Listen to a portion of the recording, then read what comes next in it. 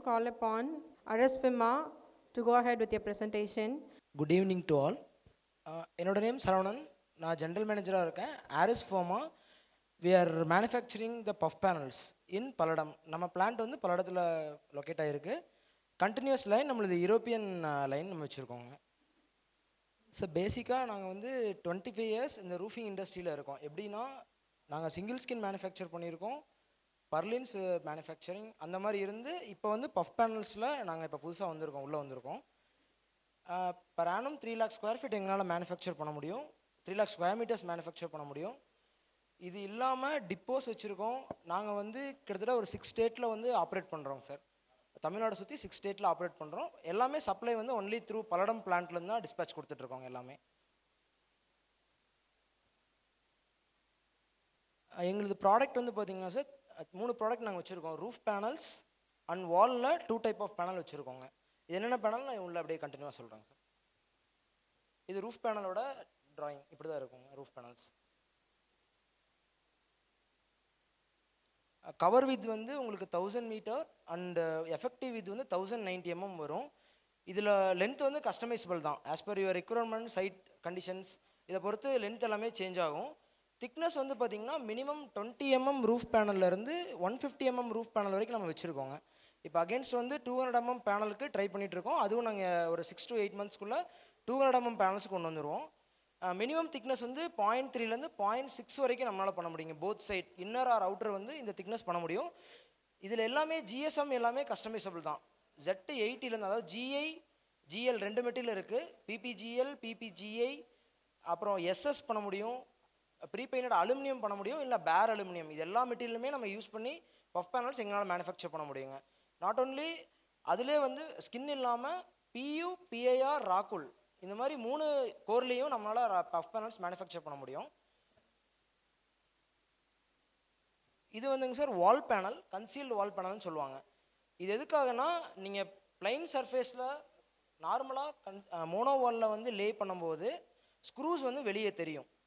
கன்சீல் பேனலில் லே பண்ணும்போது என்ன ஆகும்னா ஸ்க்ரூ பண்ணதுக்கப்புறம் அடுத்த பேனல் வந்து ஓவர்லேப் ஆயிரும். அதனால உங்களுக்கு ஸ்க்ரூ வந்து தெரியாது.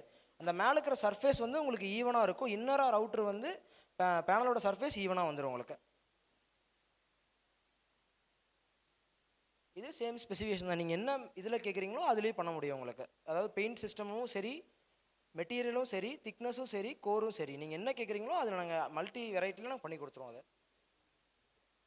இது மோனோவாலுங்க சார். மோனோவாலுங்க ஜென்ரலாக ஷர்ட்ஸ் நீங்கள் எல்லாமே பார்த்துருப்பீங்க. எல்லோரும் சப்ளை அண்ட் யூஸ் பண்ணுறது எல்லாமே மோனோவால்ஸ் தான் யூஸ் பண்ணிகிட்டு இருப்பாங்க. ஸ்க்ரூஸ் வந்து உங்களுக்கு வெளியே தெரிகிற மாதிரி பேனல்ஸ் தான் யூஸ் பண்ணிகிட்டு இருப்பாங்க.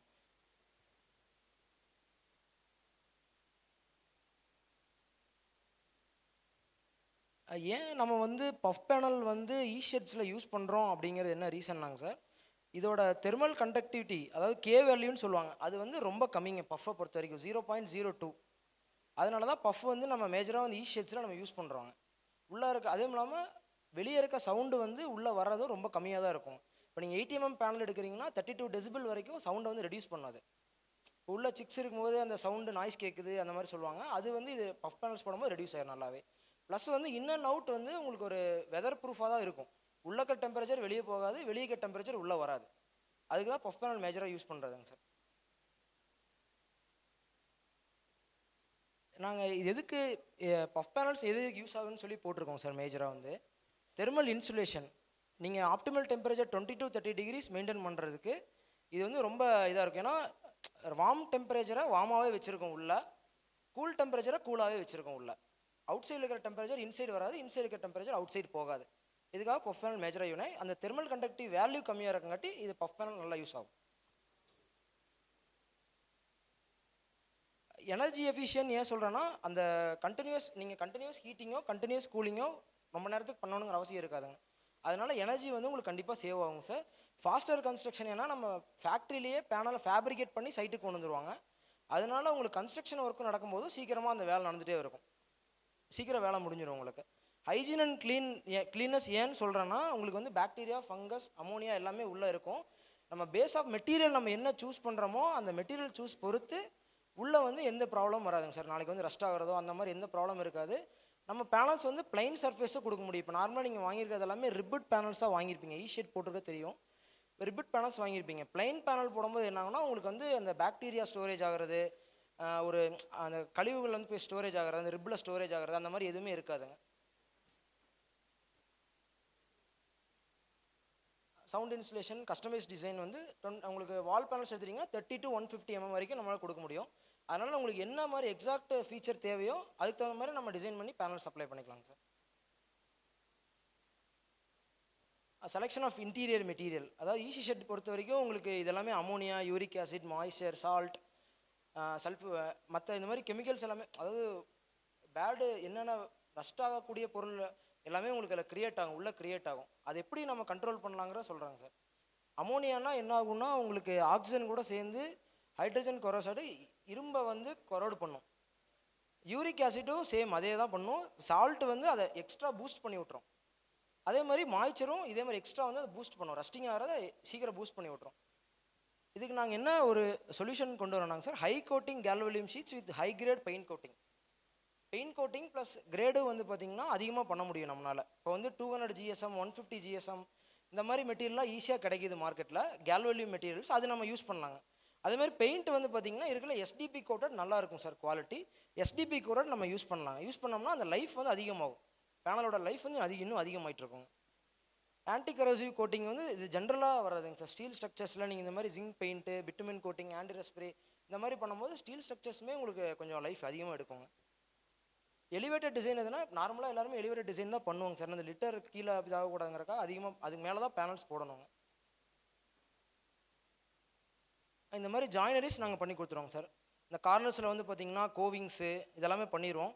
நார்மலாக கீழே இருக்கும்போது பார்த்திங்கன்னா உங்களுக்கு அந்த நம்ம கீழே வந்து சி செக்ஷன்ஸ் வச்சு தான் அதுக்குள்ளே பேனல்ஸ் வந்து இன்செர்ட் பண்ணி லேயிங் பண்ணுவாங்க.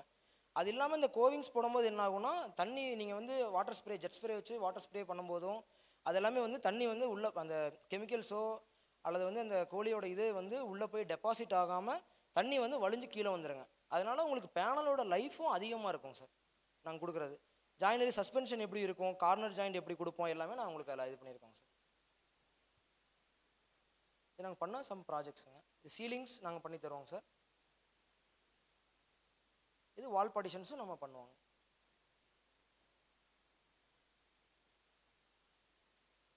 சீலிங்.